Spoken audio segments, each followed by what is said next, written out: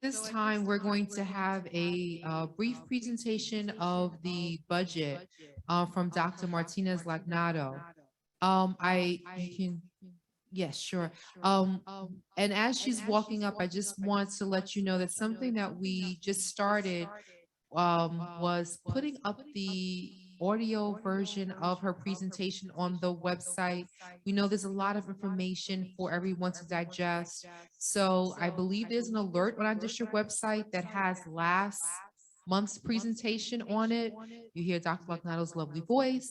You see the slides that she presented. And if you have any questions, you can email her office for clarification. So she's going to present today, and that presentation, I would say within a week, will also be posted on our board website as well. Thank you. Okay. Good evening, Board of Education and Dr. Keel. This budget workshop, which is number 3, deals this evening with the program budget component. It's one of the 3 categories of the budget that have to be presented in the district's proposed budget. This portion of the budget, I'll go right here. This is, I just want to go back and say the 3-part component budget, the capital, which we spoke about on January 11th, the administration, which we talked about on February 15th, and now this evening presenting the program. As I mentioned before, this is one of the categories that must be presented in the district's proposed budget. This portion of the budget includes salary, benefits of teachers and supervisors who spend the majority of their teaching. And it also includes instructional costs such as supplies, equipment, and textbook, tuition, contractual costs, and transportation operating costs. Below are the codes that are included in this category. For budget presentation, I have this slide shows all of those function codes. And I want to really, because of the time set, I want to focus on those codes that you can see in the budget to budget dollar change that are significant and that I want to talk about further. One will be, of course, the teaching. The other one we're going to touch on, of course, is the transportation, benefits, and the contractual code. So I'm going, all of these codes, the detail is attached on pages 5 through 18, and everyone can look at that at their leisure. And if there's any questions on that, of course, I'll be happy to answer. But I'm now going to focus on page 19. So to show the presentation of the budget, sorting it by object code, which is the actual categories. Further. Okay. This again is part of the program budget. I'm showing it by object code. As you will see that the object code 100 to 199 is all salaries, all personnel that is included under the program, which is really instruction. It's the instructional part of the budget, and it's over 85%, which we will touch on in the next presentation. As you can see, the program budget is 202,624,691 for an increase of 5.98%, 11.4 million increase over last year. What does it include? I've selected here to show you all of the staff by school. As you can see, we have 549 teachers at our schools.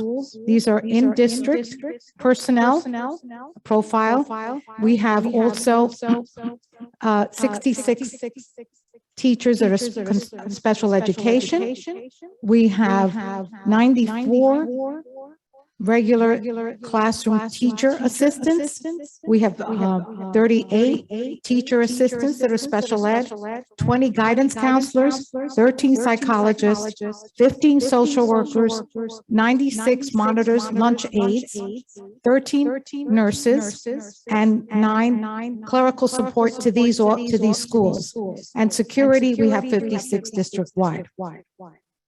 In addition, we have also district-wide staff that is also coded to the program instructional program. It includes the instructional technology.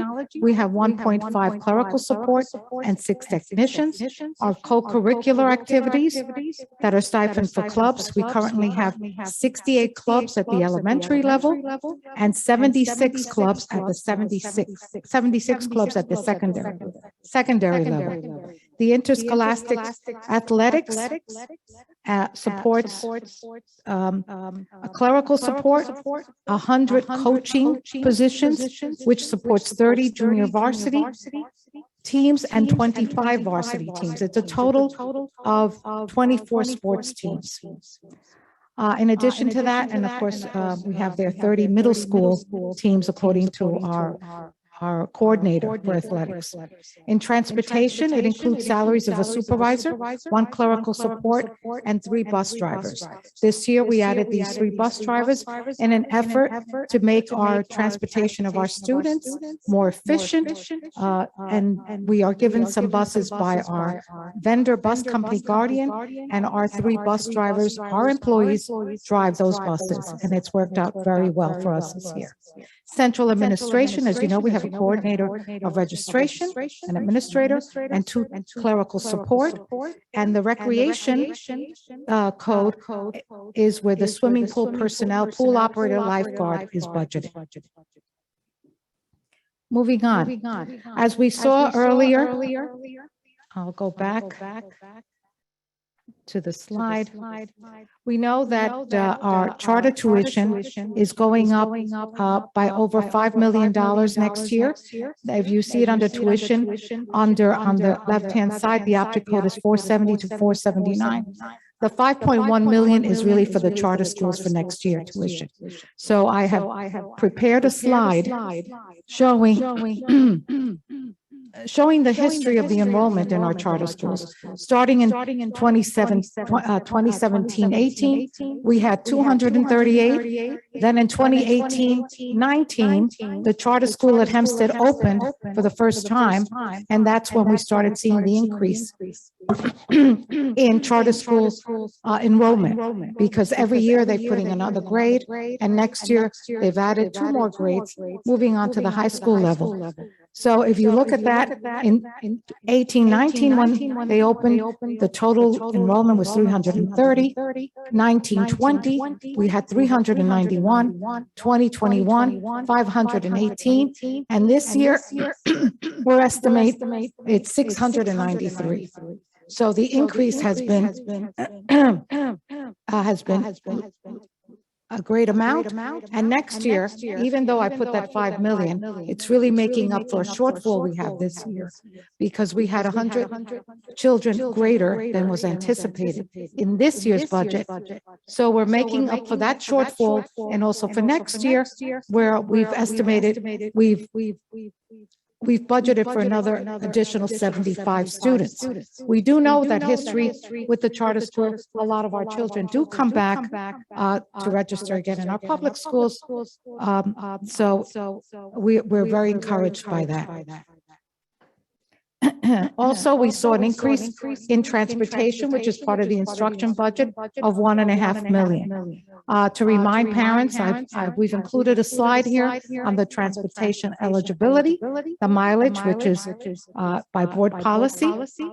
Again, you see it there, K to 8, 2 miles or more. 9 to 12 is 3 miles or more. K to 3, half a mile or greater. Grades 4 to 6 is 0.75 of a mile or greater, and 7 to 12, 1.5 mile. Other eligibility is by medical, special education, and private and parochial schools. Okay, what is the transportation budget paying for? For in-district, we're transporting 2,500 children. We have 2 vans, 44 large buses, and again, the total students being transported in district is 2,500.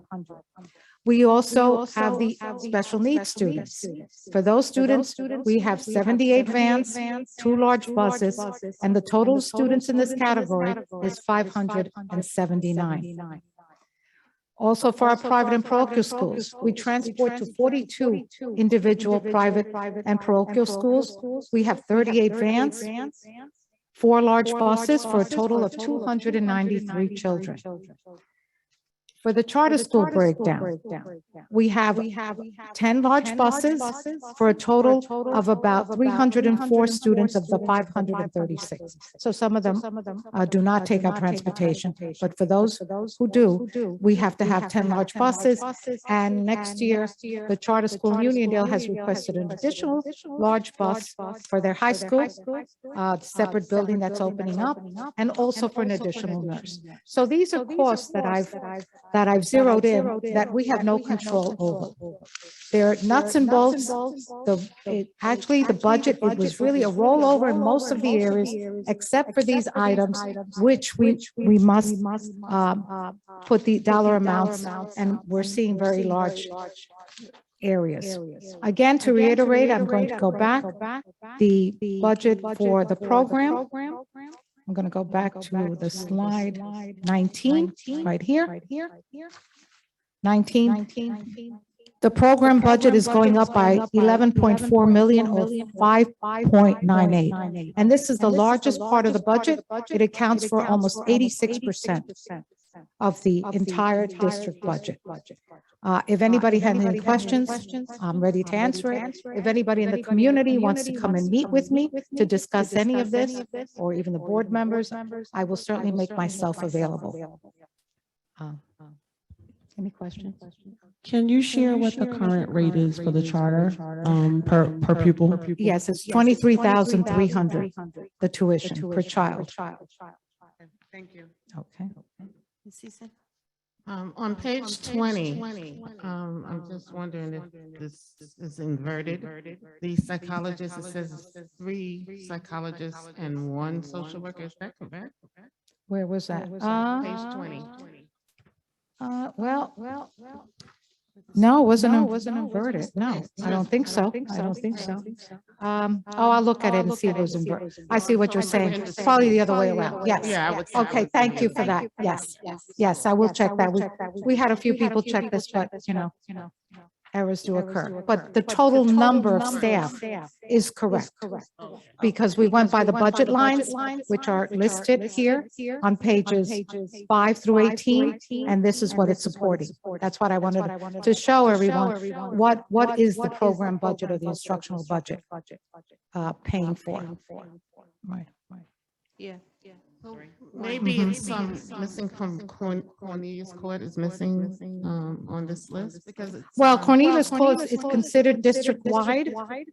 So I did put those people who are housed there, like your registration, your transportation, those I included because the Cornelius Court is, just has the pre-K classes, the 3 pre-K classes, and those are supported by a grant.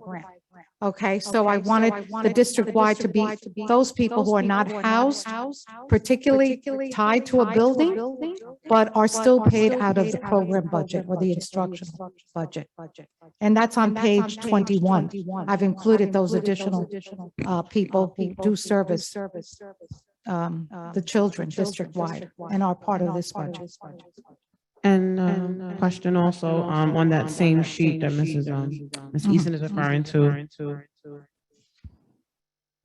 I'm not sure if it's just a matter of how they classify title, because I know CalAV has 3 secretaries in the front office, in the front office. Yeah, the main office, they have 3 secretaries there. Oh, okay. I guess what, well, I was saying it's a secretary. They have 3 secretaries. Oh, thank you. Right. Well, 3 sat in individual desks when I just went there the other day, and they're the same 3 people that were there when my kids were there. They've been the same secretary since 20 years ago. I will check that to make sure that they're part, but we actually counted, they may be in another part of the budget considered. Right, exactly. I will clarify that because I wanted to focus on those that are under this part of this budget. Okay. Dr. Hello. Rieko, you have? Page 19. Yes. 250, 450 to 459. Increase of 32.65%. Which one was that? I'm sorry, which? Materials and supplies. Materials and supplies. Mhm. Why did it go up? Oh, well, because we're including in there. Okay, so supplies and materials. We were including there some textbooks we had, not textbooks, but other items that were included were, I believe, was some computer equipment in there, but I will check that to clarify. What were the items of 283,000 going up? Correct. I will check that to see what contractual obligations are there. There could be other services included. I will check that. Ms. I will- Longsworth, did you have any questions or concerns? No, not at this time.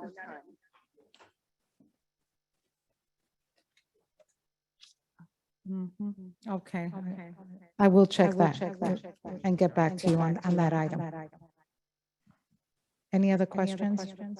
Thank you. I just have one question regarding the nurse. You had mentioned that there was a nurse requested at the academy. I know in the past when we had given a nurse in the parochial school, we did receive some funding back. So my question would be, if we put a nurse there, would we be getting any funding back for that? Okay, we don't get the funding back because it's in our school district, considered a public school. In the private and parochial, we do, because we go and charge for the nursing and the health services, what we call health services, which also include psychologists, social workers. We divide it on a per child basis because those children come from different schools. But on the public school side, I'm not sure if we do that, but on the private and parochial, we do. What I do know with the charter school students, as I've mentioned before, when I did the presentation on foundation aid, that we do get aid on the resident children from our school district that attend the charter schools. We get over $10,000 in state aid back. So they do generate aid for foundation aid purposes. May I just piggyback on what the president has, question she asked? Some of the students in the charter school are not Uniondale residents. Right, correct. And yet they benefit from the nurse that the Uniondale will be supplying the charter school. Right. Don't we get Could we get refund that from funding the back? I'll have to check because they're considered a public school Yeah, it's other a- than different. So I would have to check whether we're allowed to bill the home district for the services that we provide. Okay. When we send our Right. special ed kids to other school districts, they do bill us. Right. So we may be doing that. We may be doing that. I will check with our accountant who does the billing for the health and welfare. I know that that's a large budget item, which I will present as part of our revenue for next time I do the presentation. We do get a substantial amount back in health services that we bill. Yeah, It's when over we $1 bill. million that we get back. I cannot answer for the charter schools. I don't have that in front of me, but I will get that to Okay, you. thank you. Okay, and then I just had another question regarding the charter school. So say in September, we have 100 students that sign up to go to the charter school, right? When do we actually pay the charter school for those students? Well, they send us, they divide the tuition payments in 6 equal payments during the year, and they do adjust it with every billing, every 2 months, according to the enrollment. If the child leaves mid-year, it could be considered a 0.2 full-time equivalent. They do adjust for that, absolutely. What we are doing, one step further, is that we're doing address verification now to make sure that the students who are residents in Uniondale are still living in Uniondale and have not moved out. And we've started that last month, and we've already been able to identify four students who do not live in our district, and we will notify the charter school. So we are looking into ways to verify the addresses because it's such a large expense. So we do, and they do, to your first question, they do adjust the billing according to the attendance of the child. So And we I are see able that. to get money back in the event that the child said. Right, need yes, and the Mr. Rodriguez has been satisfactory. helping our department with that and verifying the verification of address. Yeah, we are looking into that because it's just become, if you saw the numbers, the enrollment numbers, it's increasing.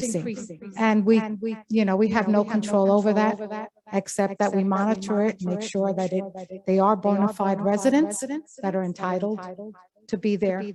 But the tuition, which is 23,300, is set by the state. That's a state, they send us, they set the tuition rate. Okay, thank you.